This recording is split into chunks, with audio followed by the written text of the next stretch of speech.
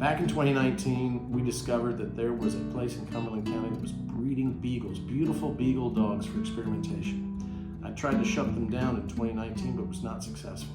But over the years, we never stopped fighting. 4,000 is a big number, and it's going to take 60 days to get all of these animals out. And working with our shelter and rescue partners across the country, working with them to get these dogs eventually into forever loving homes.